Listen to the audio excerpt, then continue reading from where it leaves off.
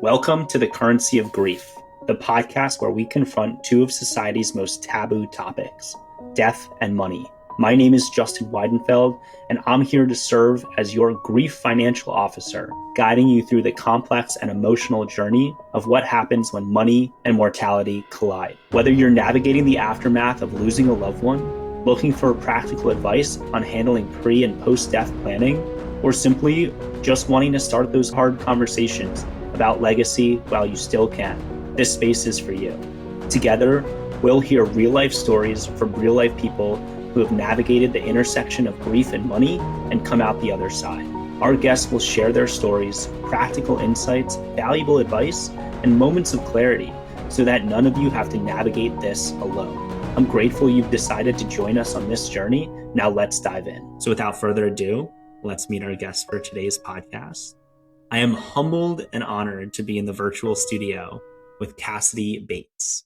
Cassidie is a certified grief support specialist and a graduate grief researcher at the Duke Samford School of Public Policy. She is writing her thesis on executorship and bereavement leave. After she lost her dad suddenly in 2022, she became the executor of his estate at 25 years old. Throughout this episode, we'll discuss the emotions, including loneliness, being an only child going through this, the logistical overwhelm of executorship, and how Cassidie turned her story and responsibility into a way to honor her dad's legacy. Cassidie, thank you so much for joining me on the Currency of Grief podcast today. Thank you so much, Justin. I'm so happy to be here. It's an honor. The honor is all mine. Cassidie, when we spoke, I think it was around both of our birthdays, but when we spoke a while back, what made you want to come on the podcast and share your story?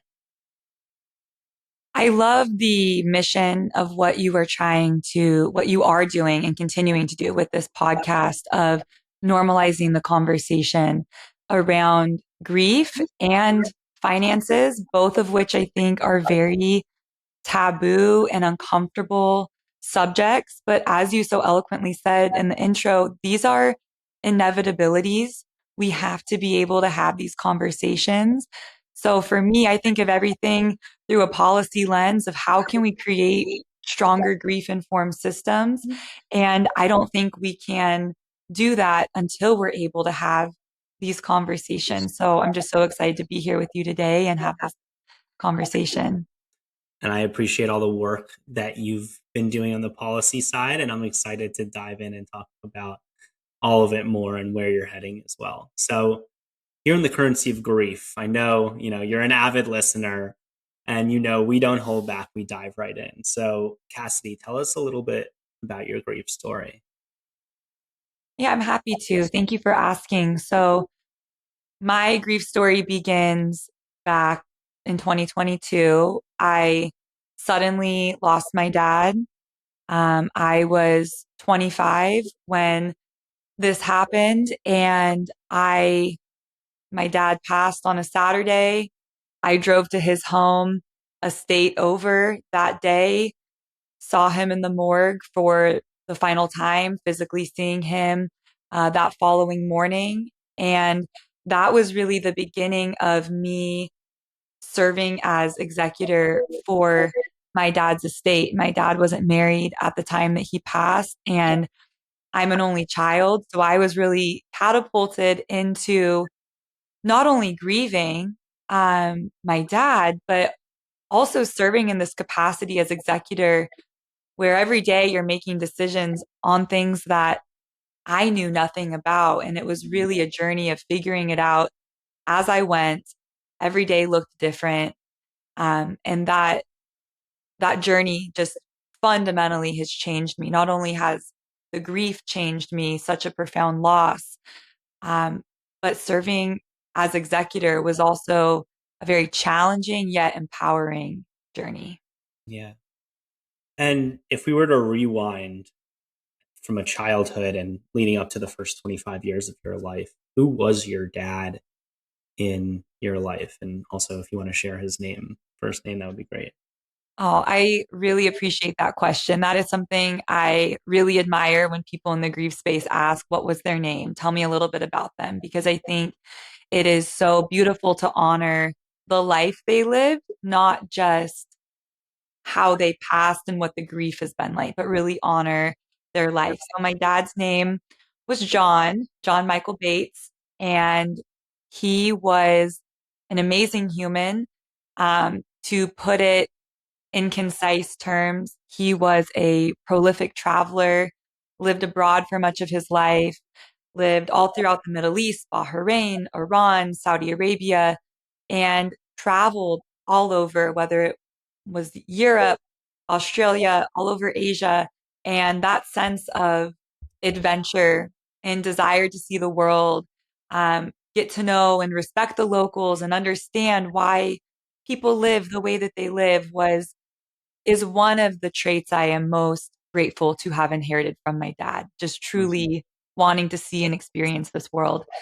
Um, he was a skier, a tennis player, and something that has become incredibly apparent in the wake of his passing is what a phenomenal friend and family member he was. I knew this. I saw how my dad showed up for those in his life with so much love and loyalty.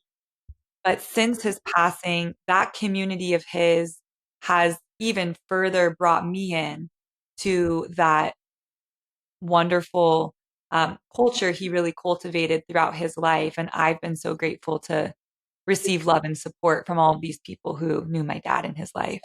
Yeah, that's super special.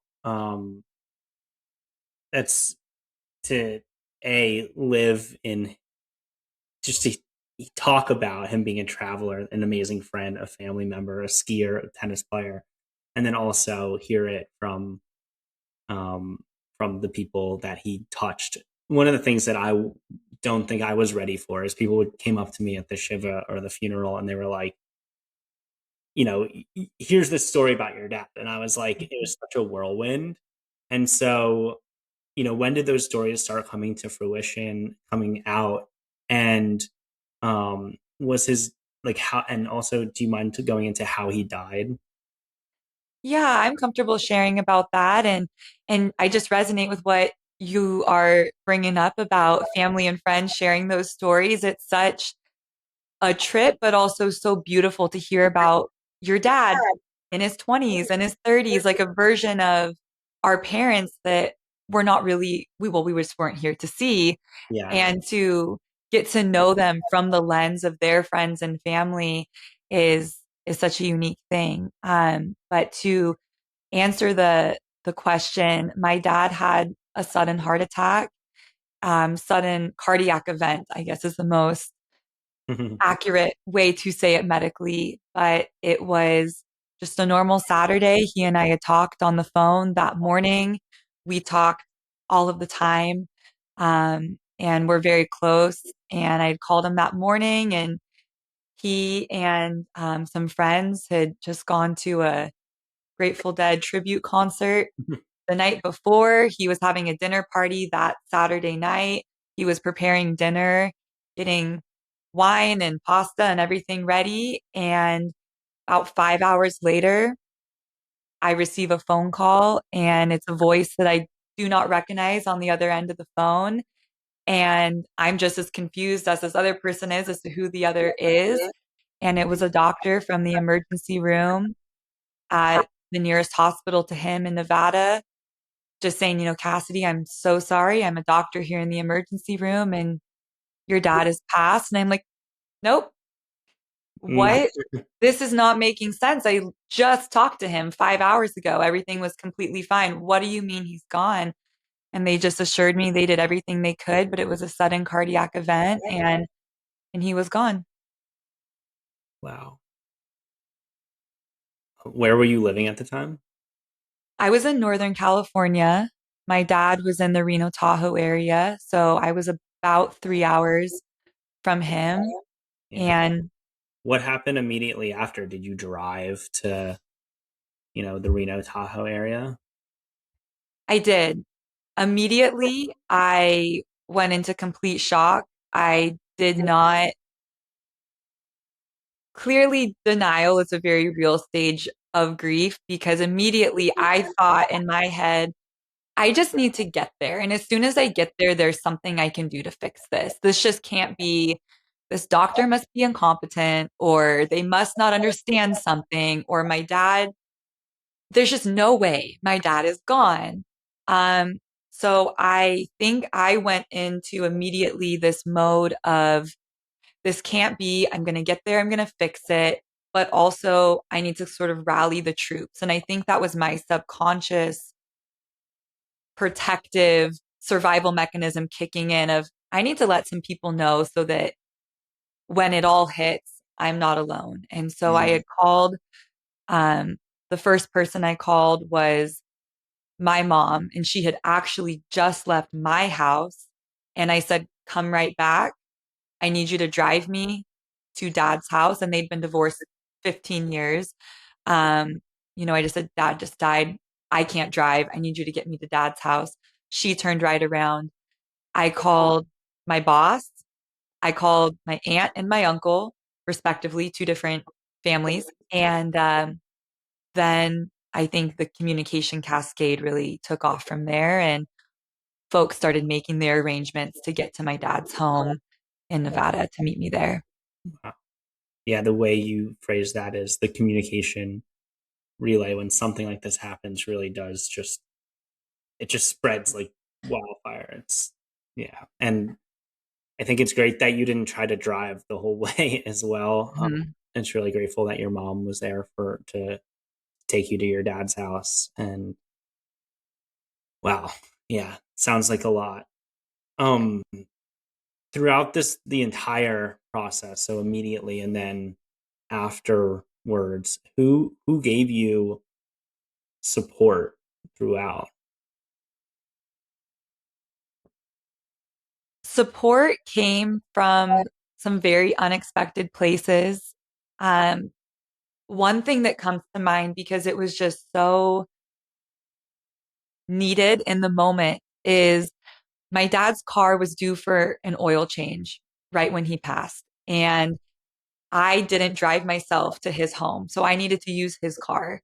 And I didn't know it at the time, but I was moving into my dad's home and I would stay there for many months to handle the estate. So I Mm. took his car into the dealership for an oil change in the immediate first few days of him passing.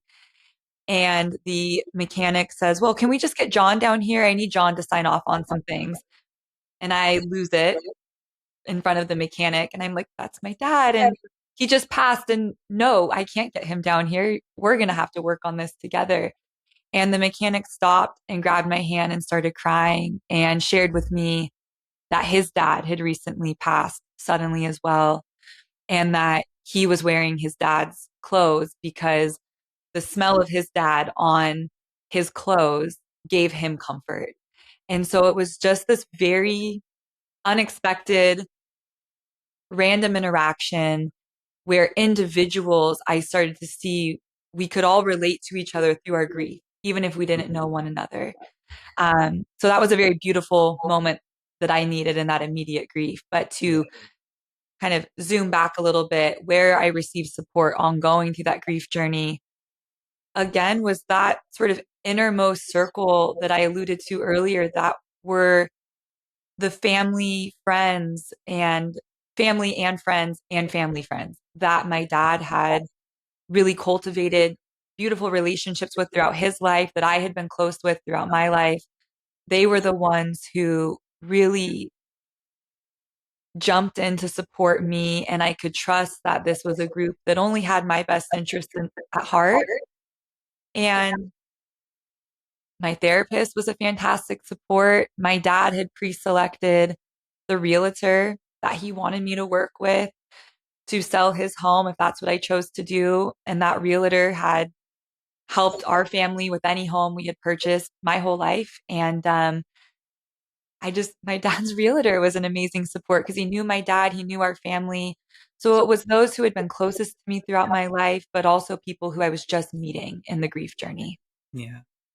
You mentioned your parents were divorced for 15 years and there was a number of different family members. So how would you describe the family dynamics that came up throughout the entire process, both, immediately after as well as throughout the estate process, etc.? I'm really glad we're talking about this because I think it's something you and I can relate on personally, but I think this is a shared experience among grievers, especially if you lose a parent young and if you lose a parent and your parents have been divorced.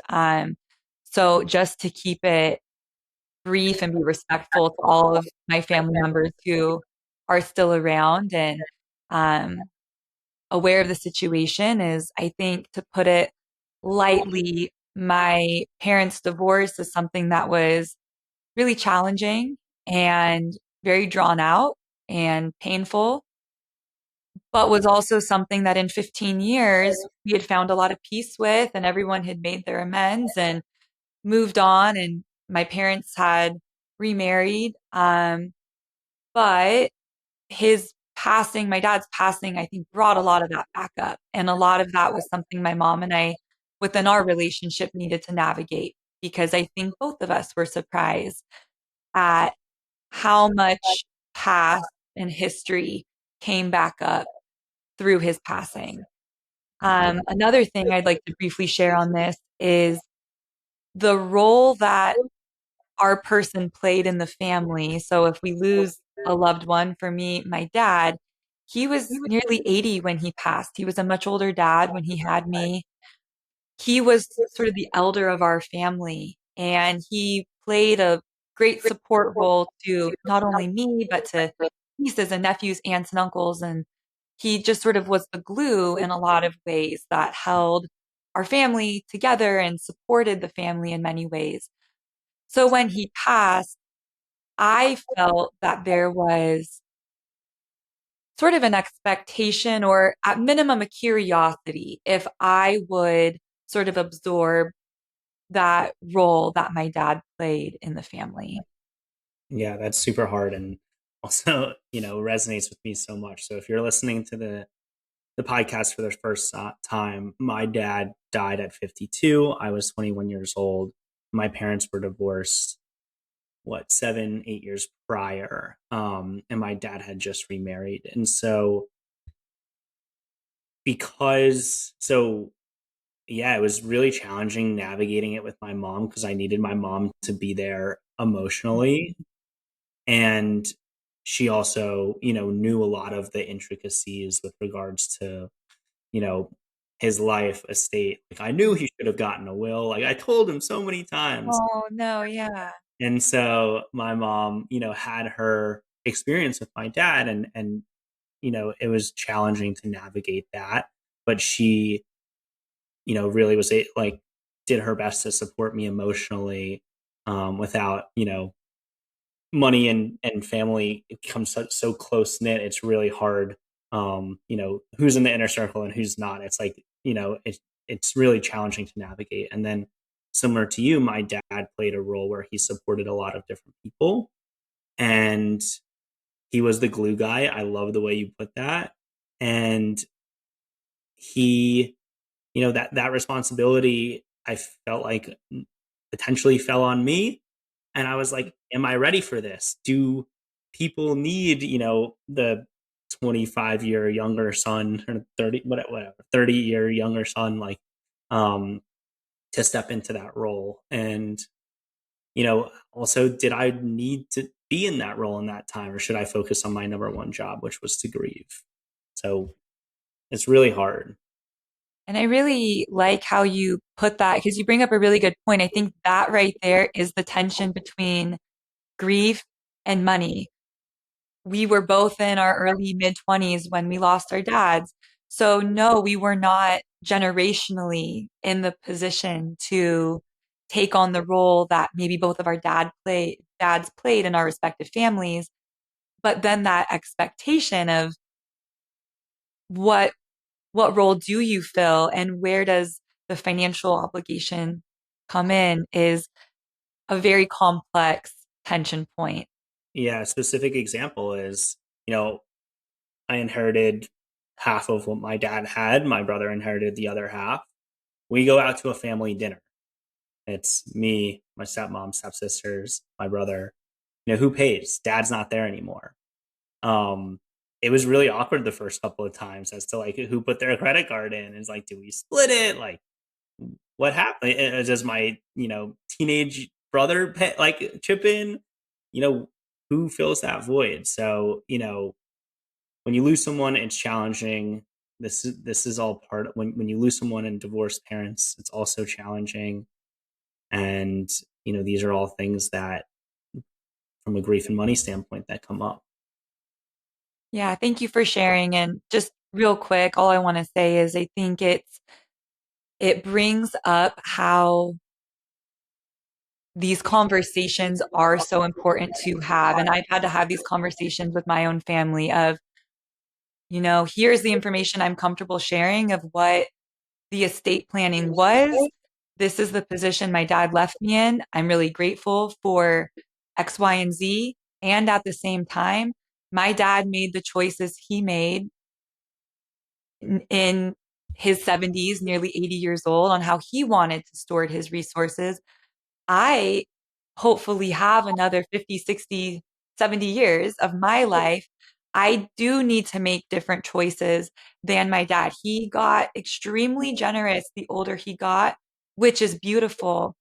And so I want to acknowledge that and be as helpful and supportive as I can, but with good financial planning in place as well, because this will the choices I make financially will determine my outcome over the next 70, hopefully, years. And my dad was looking at a very different runway time wise.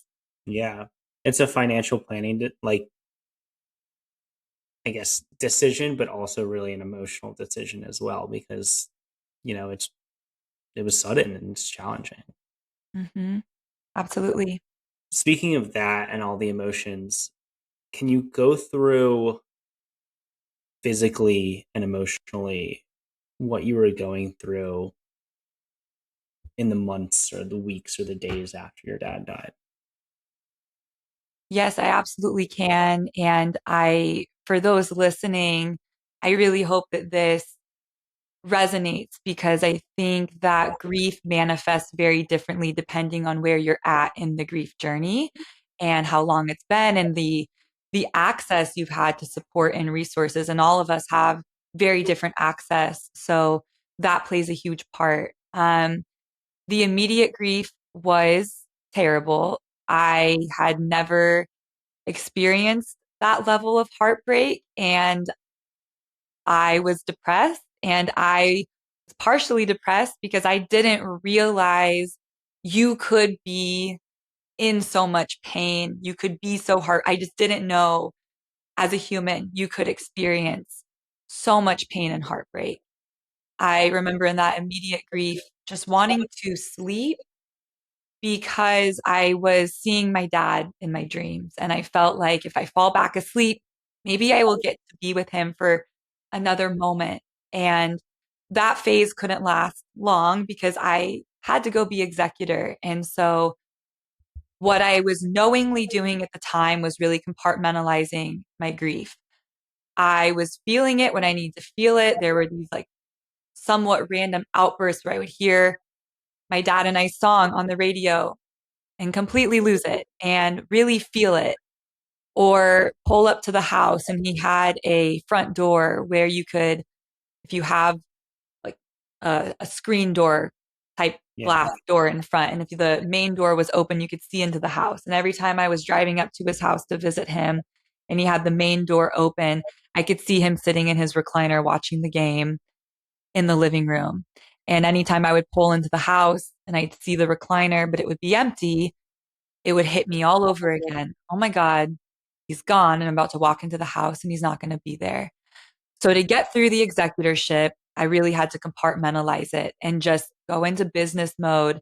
I'm going to get this done. I need to settle this estate and then I need to get back to work. I settled his estate. I moved into my dad's home. I was there for 3 months. He died in August. I was there through November. His home sale closed in November. And I moved back to my home in California after those 3 months. I went back to work for about 3, 4 months. And then at that point, I was down to 90 pounds. I'm 5'9", so 90 pounds is like for sure not a healthy weight. And the way the grief had manifested for me was I wasn't eating. I wasn't hungry. I wasn't thinking of food, but I just had no appetite. And from that malnutrition and being underweight, I started experiencing so many different somatic effects of grief. I was always sick. I never felt good. I couldn't eat anything. My mental health was really suffering. And to sort of wrap up this response, because um, want to make sure I'm responding to everything in the question, but just the final component to it was my dad's best friend, who I've always considered my uncle, and his kids have called my dad Uncle John, just very close family friend. He sat me down sometime in 2023, so within that first year of my dad being gone, and just said, Cassidie, your dad would be heartbroken if he saw how much you were suffering and how unwell you were. And at the time, that was very hard for me to hear because I didn't want my dad to die. Yeah, of course I'm suffering. I'm depressed. My dad's gone. But the further I've gotten out from that, I've been able to see that was a very pivotal conversation that I needed to have and I needed to hear because it really resonated with me that, yeah, I do have to make the choice to not let the grief overtake my life. I do have to make the choice to kind of get back in the saddle, for lack of a better word, and find some joy again, find some happiness again. So that was a very challenging but necessary conversation to have. Yeah. So, how did you process what felt right after that conversation with, your uncle, this key person in your life? Yeah, it was like I said initially I was like, wow, that was harsh. Mm. I'm grieving. Why don't people just validate that I'm grieving? And now I see that was them loving me. That was them saying, yeah, you are grieving. And yeah, this is tough, but we have to start moving through the grief. We need to start processing the grief more. So I didn't know what to do, but what I did know was that my dad and I both had an affinity for the Red Rock, for the American Southwest. We both loved the desert. And somewhere we had gone frequently together was Sedona. And I knew that I loved it. Couldn't always explain why, but I always found a lot of peace and tranquility there and an ability to very quickly process and articulate how I was feeling and what I was experiencing when I was there. So I had researched grief retreats in Sedona, found a fantastic one. Shout out to Spirit Quest. And that retreat was absolutely a turning point for me because not only were the professionals that I was working with there so well trained to handle grief, but really what they were able to help me do is uncover all of the layers of the grief I was feeling. I briefly mentioned earlier, the grief brought up a lot of things in my relationship with my parents and their divorce and the responsibility of what's my role in the family now. All of that was able to be addressed at the retreat, and the retreat was really able to help me work through some of the somatic effects of grief that I was feeling, not just thinking of grief in a more psychological context, but very holistic. Um, I know for some, that's not a comfort level everyone has to think about grief somatically, but for me, that was a type of healing and help that was really beneficial to me. And I just also want to acknowledge that was a huge privilege I had to be able to do that. And I recognize that not everyone has access to the same grief support. So I am tremendously grateful for that experience. Yeah. And how would you describe the word somatically? Because, I was unfamiliar with that word. Oh, thank you for asking. For me, I think that it means that something we are experiencing within our body, within our mind, it's affecting us spiritually, mentally, we're feeling it in our body. So Mm, to sort of tie it all together, I was feeling the grief. I was depressed. I was heartbroken. I yeah. also wasn't eating. I also, my hair was falling out. I also couldn't sleep. I also had no real motivation to not be in bed all of the time because I just was so depressed. So when I say somatic, I mean all of the different ways it's affecting your mind, body, spirit. Yeah. Well, the hair looks beautiful. Thank That you. no, I'm so glad you had the ability to go on a retreat like that. And you mentioned the resources, right? Grateful for the resources that you had, the money, the ability, the time, flexible freedom to do something like that.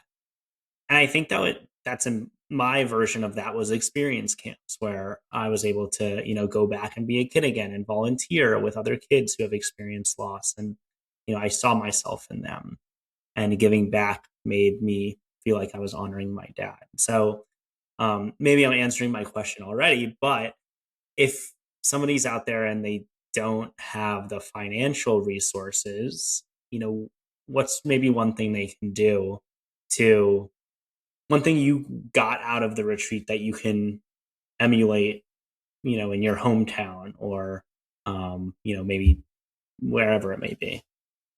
Absolutely. I think it is somewhat of a nuanced response because everyone has a different comfort level with what modalities are going to bring them peace and healing.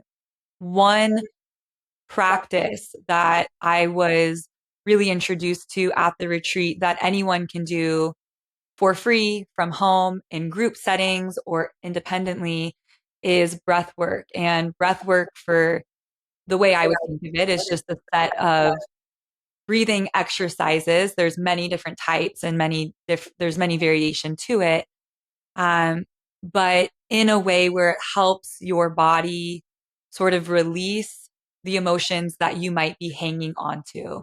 Mm. And if folks are comfortable with that type of practice, for me, that was very profound because I knew cognitively I was feeling the grief, but I was holding it all in my body and it was manifesting as health issues. And so a practice that was somewhat meditative and helped me sort of tune into the physical component of where I was holding the grief. But, for those listening, journaling can be great for some. There are also times where I'm just really missing my dad and there's something I want to tell him, and I'll grab my phone and make a video like I'm talking to him on FaceTime. I'm just, hey, dad, I just wanted to tell you I got into grad school. Or, hey, dad, I just want to tell you that Missy, my dog, she turned 13. She's still here. We love her. So anything that helps you feel connected to that person and honor their legacy, I think is a beautiful thing. And that's going to look different for everyone. Yeah, I love all of those, the breath work, releasing emotions, the videos, the journaling. You have to find what works for you, but these are all things that allow you to make sure, in your words, Cassidie, that the emotions aren't manifesting inside of you, that they're being released. Absolutely. Absolutely. Because the body will keep score. It really will. And grief is so, I totally just took that book title, didn't I? Well, credit to whoever the author of that book is. It's a phenomenal book, but it really is so important to address the grief because grief is so patient. It will wait and wait. But if it goes unaddressed or unfelt, it will really make itself known in serious ways until you pay attention to it. Yeah, I'm sorry that you had to, experience some of those serious ways. Thank you. And happy to be somewhat on the other side of it. So thank you. Yeah. From As we pivot to the financial side, you mentioned the immediate action step was to everybody to gather at Mhm. your dad's house. What was the first thing that you had to do from a financial or logistical component to, besides, go fix his car? Mhm. Oh yeah, that oil change. Never forget. Most emotional oil change of my life. But um, the decisions as power of attorney, next of kin, sole executor, daughter, only child. That set of decisions started immediately. And it was, like I said, he died on a Saturday night, got to his home Saturday night, first thing Sunday morning. I needed to go to the morgue. I wanted to see my dad. I mentioned earlier the time I was still feeling like I can fix this. Just let me see him. And the morgue wasn't actually open until Monday again, but I continued to call until somebody picked up who was at the morgue on the weekend to check on something, but they were not open. And I just said, I need to see my dad. Please, is there any way? And the team came in on their day off to let me in to view my dad. And that was a tremendous act of kindness for me. That meant so much to me. But they also walked me through the decisions I needed to make. And I ended up on that Sunday, the day after he passed, having to make that first set of logistical and financial decisions, which was, what is the cremation container you would like to select for your dad? The only directions I had that my dad had left me was that he wanted to be cremated. I did not know until I was sitting there across the desk from the mortician that you have to select the cremation container that that individual is cremated in. And they give you a list of options. The most affordable option, starting at $50, is labeled cardboard box with no blanket, no pillow. Although, and then it's a sliding scale all the way up to the most expensive option, which was a $7,000 cherry wood casket with a nice pillow and blanket. And it was in that moment I realized that, wow, I'm really going to feel like a jerk if I choose the $50 cardboard box. And financially, I don't think my dad would want me to spend $7,000 on a cherry casket that is going to no longer exist within 15 minutes. So it was a completely jarring experience that these are the decisions you're making while you are just in this immediate grief of fog and heartbreak. Mm-hmm. 1,000%. I just went through it with my grandmother, and she passed away on Friday, August 15th. And Oh, um, you know, the late I was like, oh, we can knock out so much of this logistical stuff. Like, let's go to the funeral home. And they were like, what articles do you want? Like, do you want to create out of her remains? And I was like, can I like press pause on this and make this mhm. decision in 6 months? Um, and yeah, I think from a cremation standpoint, or even any type of burial, you want to honor them, and you also don't Mhm. want to spend all their money on something that's not going to even, you know, make it past the next step. Absolutely. And you bring up such a good point with the items you have to select in those moments. I'm sitting there, they're asking me, how many urns would you like? And then I realize who qualifies for an urn? Does every aunt and uncle get an urn? Does every cousin get an urn? Do I get the only urn? These are things that we don't think about until it's happening. And you are not your best self with decision making because you are going through all of the grief and you're heartbroken and you're just trying to do your absolute best. Yeah. And I think with those decisions, these aren't really conversations that you necessarily have with your person when they're alive. And all you can really do is do your absolute best. It's really Mhm. challenging to, you have to include X, Y, and Z people in the decision making process. And everybody has an opinion, but overall, it's, you got to do the best you can, and you can honor your person in countless ways. And this is one, but there are countless other ways as well. That's so well said. And it's really just about doing your best and balancing your best with what you think your person would want and desire, but also recognizing that they're not here. You can't ask them. And so your best really does just have to be good enough. Yeah, I think that decision, Mhm. whether it's burial, cremation, whatever it might be, is that first big decision and realization of, hey, they're not here. I have to make this decision now. And, Mm-hmm. I wish it could be easier as like, hey, you know, everybody gets the $100 version. um, but maybe this is just part of the process to say, hey, you got to start realizing this. This is sort of the part of the grief process. And now it's up to you to make decisions. And, it's kind of training wheels, I guess, in a big way. Absolutely. I could not agree more. So talk about the binder that your dad set up for you. You mentioned he had a realtor picked out, and you knew he wanted to be cremated. But Mhm. when we talked prior, you mentioned a binder. So talk about that. Yes, I have to give credit where credit is due. My dad, phenomenally organized, so detailed, clean, precise. Like his home was always beautiful and clean. This binder was a full manifestation of the organizational practices my dad just had.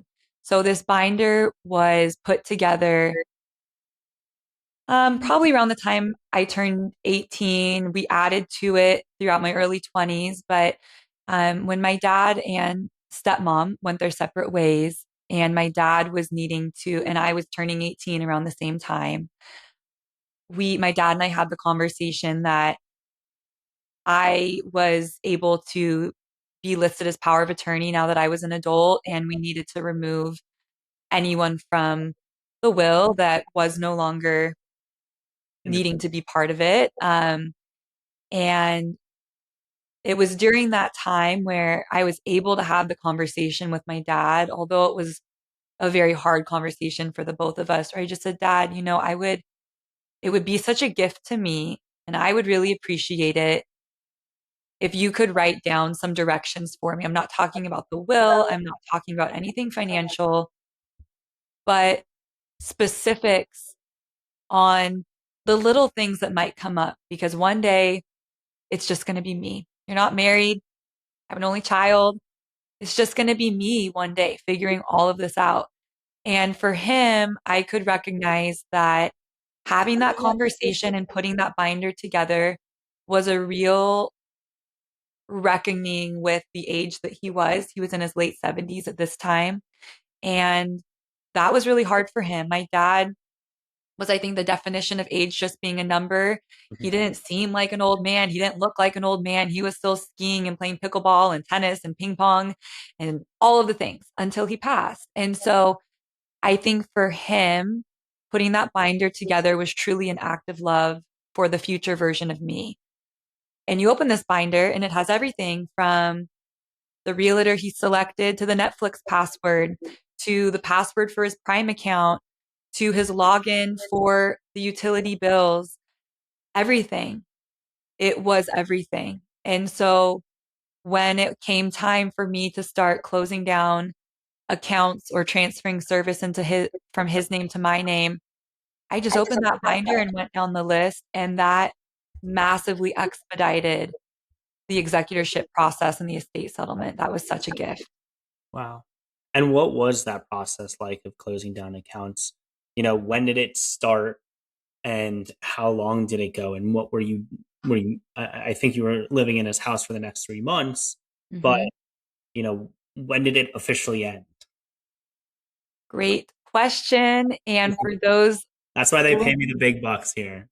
yes, yes, no, exactly. And I think for those listening, when I say I settled 99% of the estate in 3 months, I've gotten a few reactions. One, wow, that's great. How did you do that? Because it's been years for my person. And then another response of, oh my gosh, I bet you did not feel your grief at all to be able to just go into business mode and get that done. And both are true. The one thing I'll flag from a financial and estate standpoint is we did not have to go through probate. So that was a huge part of the process being the timeline that it was. But the executorship began August 6th, 2022, the day my dad passed. I was able to sell his home in November of that year, was having the celebration of life that took place September of that year. The last remaining item was filing my dad's final tax return, which I had a CPA help me with because I was very unclear on how to file a final return for someone who passed. And that was done the following spring with the tax filing deadline. Once that was all finalized, I think that was the final remaining financial and legal matter that came up. So everything for the most part was done in those initial 3 months when I moved into his home.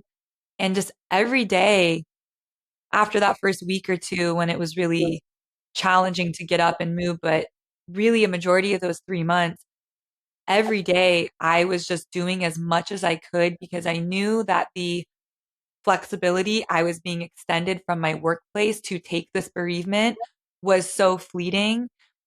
And the gratitude and accommodation that I was being extended, or the generosity rather, that I was being extended was probably short lived. And so I needed to really take advantage of that time to settle the estate and then could kind of deal with the grieving after. Yeah. So, how much bereavement did you get from your work? I love this question because this pivots into why I now research what I research at Duke. And I was working at a company I was there about 6 years total, I think, but I was there about 3 years at the time my dad passed. And they were phenomenal. They could not have shown up better for me. As I mentioned at the top of the call, one of the first people I reached out to when my dad passed was my boss. And I don't know if that's a good thing or a bad thing, but I think the way that I just went into denial mode, but also survival mode of, okay, well, I better make sure work is informed. Um, and my boss and our HR team just said, Cassidie, you've been a fantastic employee. You take the time you need and you come back when you're ready. And I didn't know what I needed at that time, but I got to Nevada. I gave it a week or so. I really tried to see what was going to be all of the things I need to take care of. And I contacted work and I said, I think I need at least a month or two. And they said, okay, that's fine. I came in for one meeting with my team and my direct reports, and I made sure that they could ask any questions that they really needed me for. But my team was great. And I ended up taking 3 months in total. And the standard in this country is 3 days unpaid. That's the norm, but for bereavement leave. But there's no federal mandate that bereavement be offered in this country, that meaning just the federal government doesn't tell states or companies that they have to offer their employees bereavement. So the fact that I got 3 months and not this 3 days unpaid was tremendous. And that is what allowed me to be executor. That is what allowed me to settle this estate in 3 months. And that came about because I cobbled together sick time and PTO vacation time that I had to cover me. Luckily, I had a bank of time off accrued because this was just coming out of COVID when no one was really traveling. So I had that to use. A lot Mhm. of people are not going to have 3 months of paid time off accrued. Yeah. So, when when did you when and why did you shift to grad school? Many reasons. I was generally ready for a change in life. Part of that was the way that the grief continued to evolve in my life. I was ready to experience a new place. I was ready to transition out of that job. It was a phenomenal job, but I was ready for something different. So in 2024, I moved from the West Coast out to North Carolina and I started grad school at Duke. And in that time at Duke, there were three intentions I set for myself with starting grad school. And one of those was to be open to if I wanted to pursue a new area of public policy, which is what my career had been in. And I had been in food security policy within the Feeding America Network. And through a beautiful chain of events, I discovered that grief and bereavement leave policies was not only completely understudied and under researched, but where I felt most aligned with my lived experience and my personal and professional interests really all merged.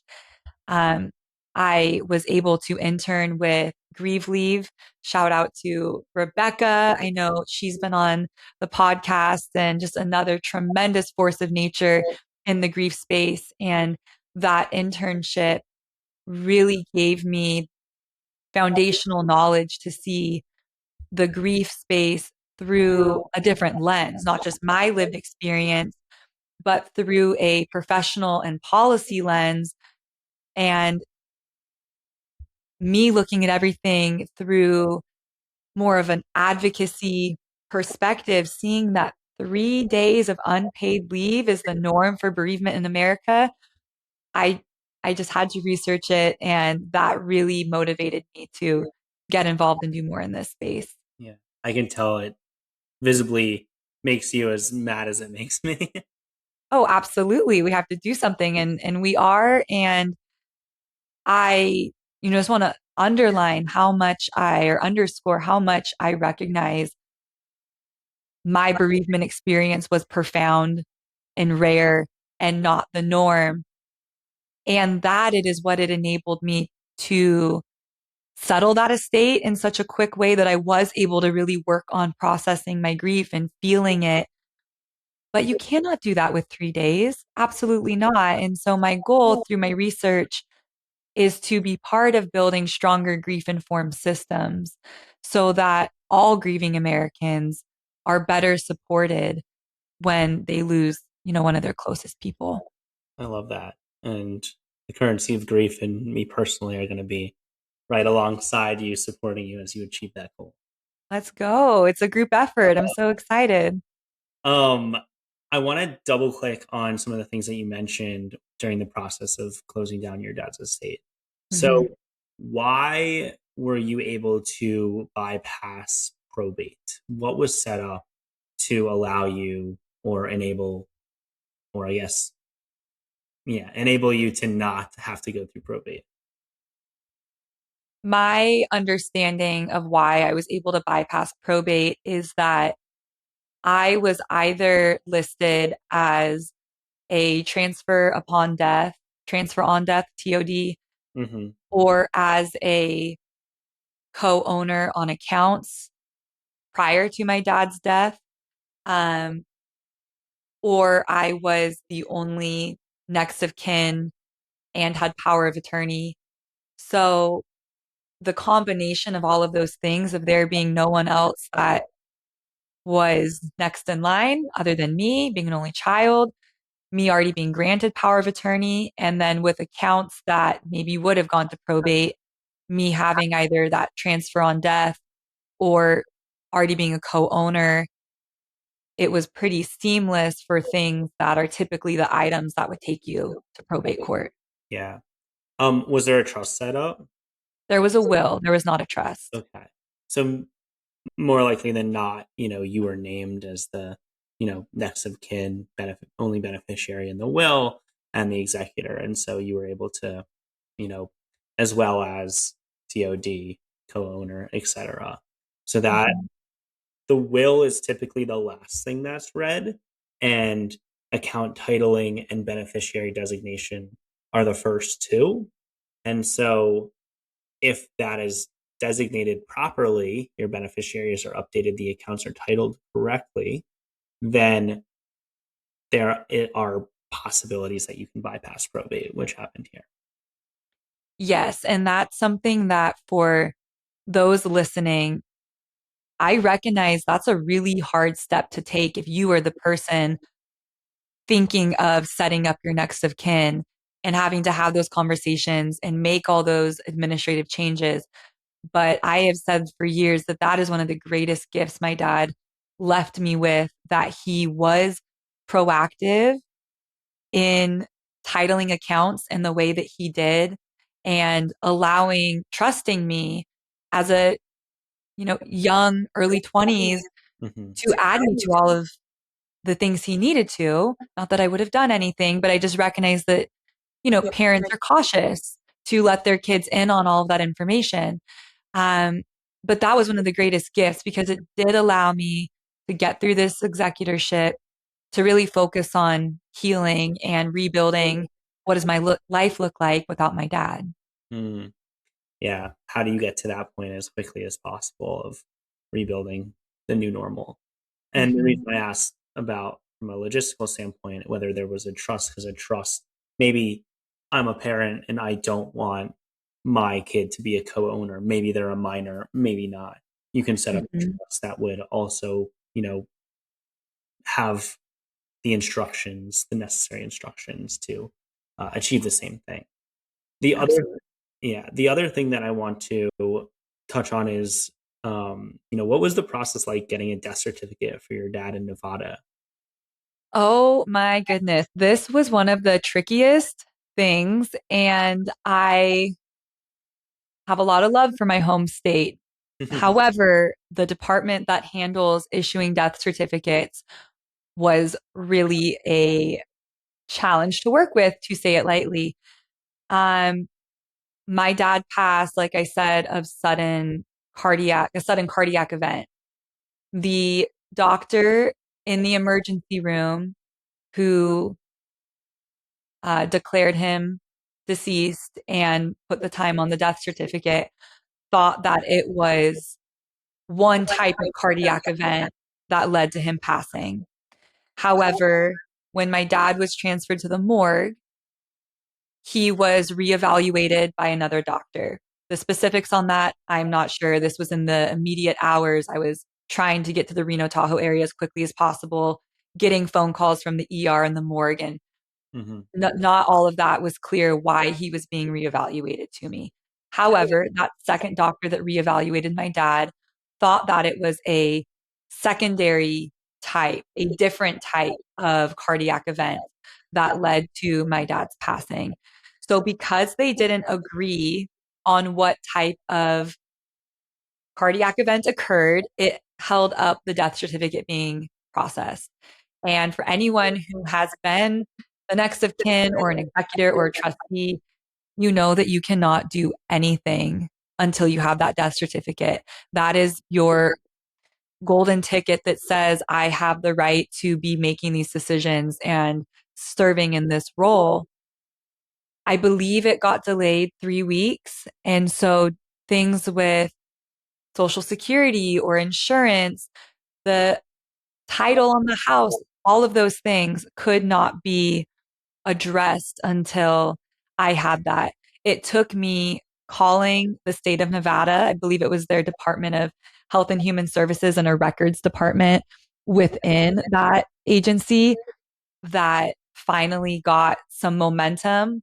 But that is not what you want to be dealing with early grief is sitting on the phone with the state record department arguing about, yeah, I my dad has died. Nothing's going to bring him back. If it's a cardiac event, it's a cardiac event. So, not to be insensitive about the whole matter, but it really was a very re traumatizing event to get that death Mm. certificate. Yeah, and it was so nuanced as well. Um, as a similar story, my grandmother who passed in August, it was August 15th, and the doctor that reevaluated her and signed off on the death certificate put August 16th. And so, not to one up you, but it took my grandmother, or it took us another month to get the death certificate. So we couldn't make any claims on life insurance. We couldn't, Social Security kept being deposited into her account. And that caused, Hmm. not only a delay in the start of the process, but also more things we had to fix down the road. Absolutely. And it's not your fault that that happened, yet it is the fallout of it is something that you have to clean up in the estate settlement process, further delaying the grief really being able to be felt. So I'm so sorry to hear about your grandma and all of those complications and delays. Yeah, I appreciate that. And just, I get it. I feel you on that. Yeah. It's challenging. Um, Talk a little bit about selling your dad's home, the home that you were living in at the time. Obviously you had a realtor, but what was that like? Was it your childhood home? It was not my childhood home, but it was the home that I would have considered my home base because both of my parents had moved. But the home my dad was in was the most long-standing home base that I had. So that was emotional. That was really hard. It also was just where I went back home to, when I was in college and when I was just, out of college and wanted to go home and visit my dad. So a lot of memories there with him. My dad did have his realtor pre-selected, which was such a blessing. And that was someone who I knew my dad trusted, which I bring up because I think it is very prudent and diligent of executors to be very discerning of who they bring in to help, who is in that inner circle, what professionals are you going to trust during this time? Because it was very apparent. I was a young girl, I was by myself, I didn't have anyone with me at my dad's house. I was clearly heartbroken and grieving, and clearly had never dealt with a real estate transaction before. And I was to someone who may have not the greatest of intentions in a very vulnerable position. So I was very grateful that my dad had said, this individual is going to be the realtor, and that it was someone who I had grown up being familiar with, so that I knew, okay, if they tell me this is what we should sell for, if they tell me this is the best time to list, I trust them because I know my dad trusted them. And this is not someone who is going to take advantage of a young person who has never done anything with real estate ever before. Yeah. Well, that's another gift that your dad gave you is, making that transaction just a little bit easier. Were there any other financial or logistical resources that you wish you had?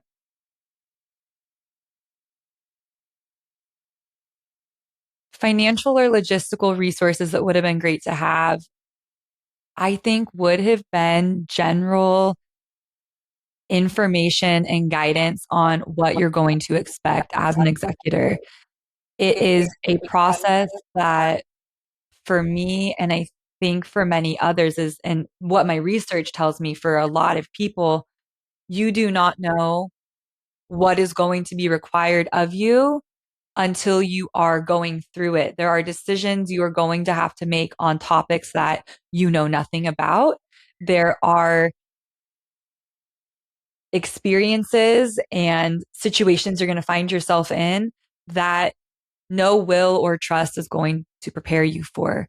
And so, even if you have a financial advisor, even if there's an estate attorney involved, regardless of the professionals that are there to guide you, just as the person who is there to settle the estate in the aftermath, you're going to be faced with decisions that you maybe just never expected or never even knew were topics that existed. And so, really, some type of guidebook would have been great of like what to expect when you are not expecting to be an executor, especially with a sudden death where there is such little time to prepare. What to expect when you're not expecting. Feel Exactly. that title, and Death edition. we'll write that in all of our free time. Love that. Let's do it.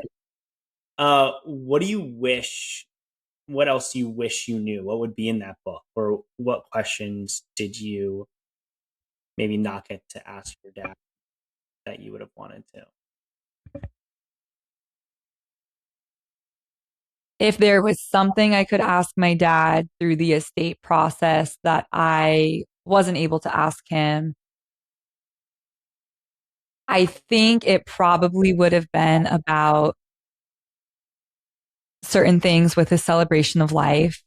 I really found, as odd as this sounds, I really found a lot of joy even though I was so depressed, but I found a lot of purpose and therefore joy in putting on his celebration of life because it felt like a very final and significant opportunity for me to be able to honor my dad's life.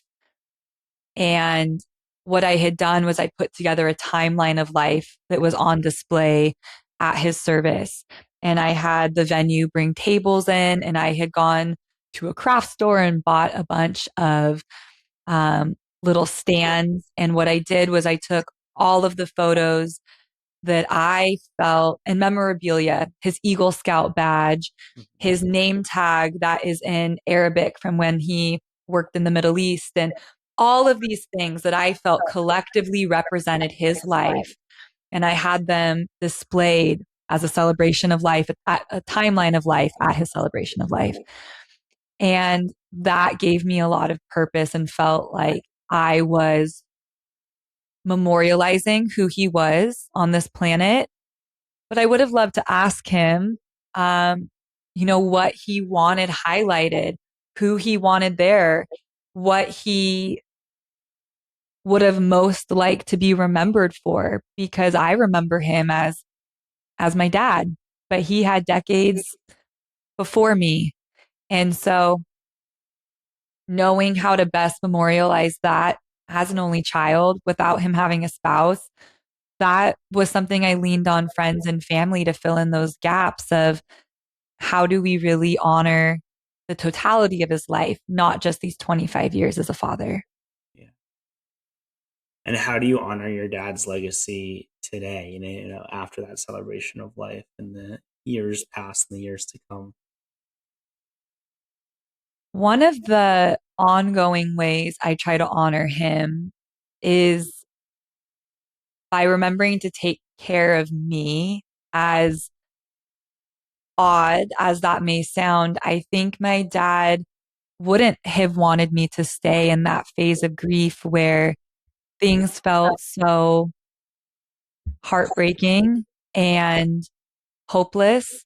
And by finding purpose again, experiencing joy again, that is something I do to try and make my dad proud. But a specific tangible thing that I do, and I would recommend this for anyone whose person has been cremated, and if this is something folks are comfortable with, is again, going back to that moment in the morgue when I had to make the decision on cremation containers, they gave me, they told me that the amount of cremation containers that I selected would not fully encompass all of the remains. And so I needed something to do with the additional remains. And I came across, because my dad was a huge traveler, I'm a huge traveler. I asked, is there anything that's like TSA approved for a cremation container where I can take my dad with me when I travel? And that might not be at everyone's comfort level, but for me, that felt significant and special. And they had what are called travel urns, and they are very small, little oval shaped urns, and they filled about 20 of them for me. And so, what I've been able to do in the past 3, 4 years since losing my dad is I've made it a point to travel to some places that were very significant in his life, places we love to go together.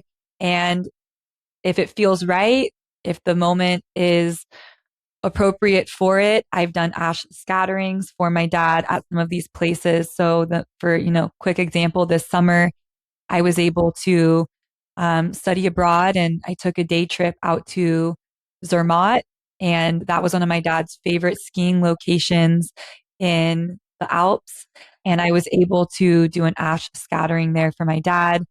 Have done that in Australia where he got PADI certified for scuba diving. Was able to do that in Sedona, Lake Tahoe, Utah. So for me, that helps me stay connected to my dad through travel. That's super special.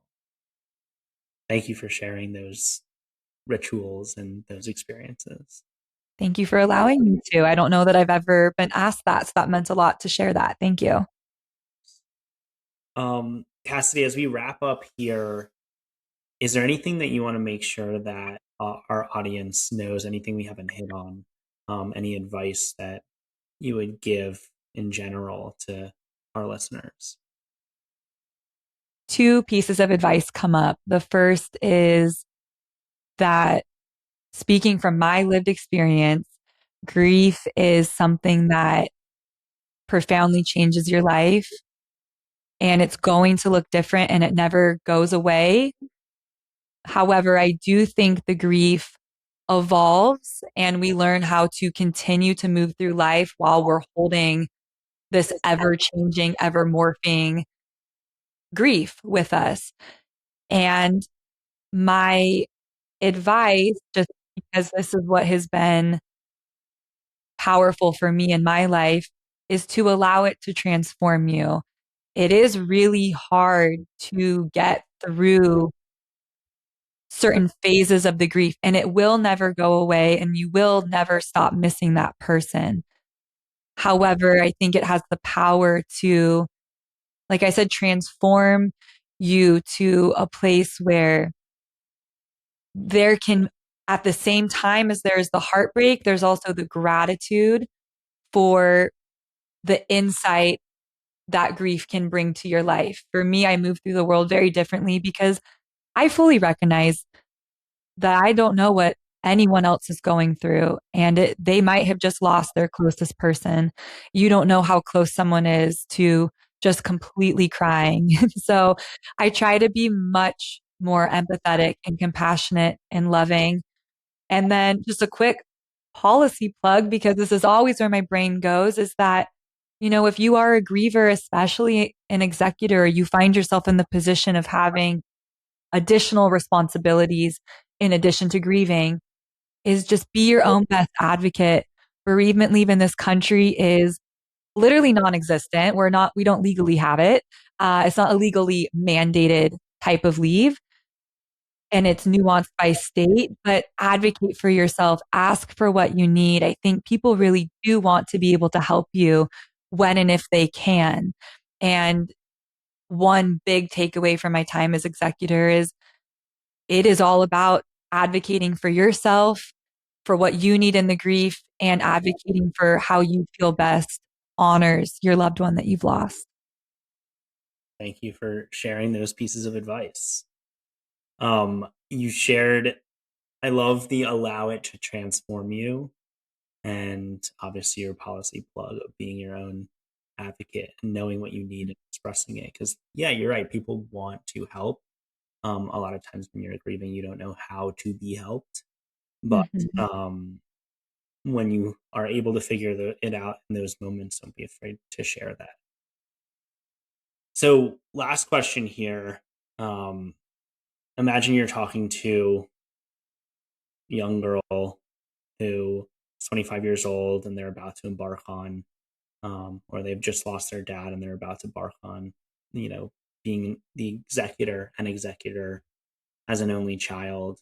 Um, how would you, what would you tell that person in their battle of grief? And I know, you did just share a little bit about allowing it to transform you, but what would you share? What would you tell that person? Oh my gosh. First of all, I would just want to hug them because that is just that's so real. I mean, my experience to a T. Um, and I would just want to sit with her and acknowledge with her that this sucks. This is so heartbreaking. And allow yourself to feel that. Allow yourself to fully feel the grief of it. And it won't ever go away, but it won't always feel as heavy as it does right now. And on executorship, to this young gal, my advice would be to keep your wits about you, be really discerning. People are going to ask you the wildest questions about how your person died, what the estate looks like, what you were left with. And none of that is anybody's business. Literally, no one other than you and maybe your professional team who you trust, who you've brought in, and maybe the innermost family that you deeply trust. No one else needs to know that information. And so have the confidence, even in the grief when it's really hard to set boundaries, have that confidence to shut down conversations if they're going in a direction that you're not comfortable going in, and be confident in sharing what you're comfortable sharing and knowing where your limits are and who needs to know what and who doesn't. Appreciate that. I feel the passion that you would have when sitting with that person who's listening, hopefully, and hearing your valuable advice. Thank you. Cassidie, thank you so much for joining me on the Currency of Grief today. You are so welcome. This has been such a special experience for me. I love what you're doing with the podcast. Thank you. It's been an honor. Of course, the honor's all mine. I will add your portfolio, Instagram, LinkedIn, TikTok as well to the show notes. But yeah, you're going to be a force to be reckoned with in this space. Oh, thank you, Justin. I really appreciate that. And same to you. It takes all of us. And I'm just proud to be working alongside you to try to make this world a little more griefy friendly. I love that. Thank you so much, listeners. Thank you so much for tuning into this episode of The Currency of Grief. Don't forget, it's a great day to have a great day. So go have a great day, and we'll see you next time. Thank you for joining me on this episode of the Currency of Grief podcast. My hope is that today's conversation brought you clarity, comfort, and even a spark to start those difficult but necessary conversations in your own life. If you found this episode helpful, it would mean the world to me if you would share it with one other person who you feel this podcast could impact. And please, take a moment to leave us a 5-star review. Your review will help us reach more people who need this resource. Remember, the best time to talk about death and money was yesterday. The second best time is now. Until next time, I'm Justin Weidenfeld, your Grief Financial Officer, and this has been the Currency of Grief podcast.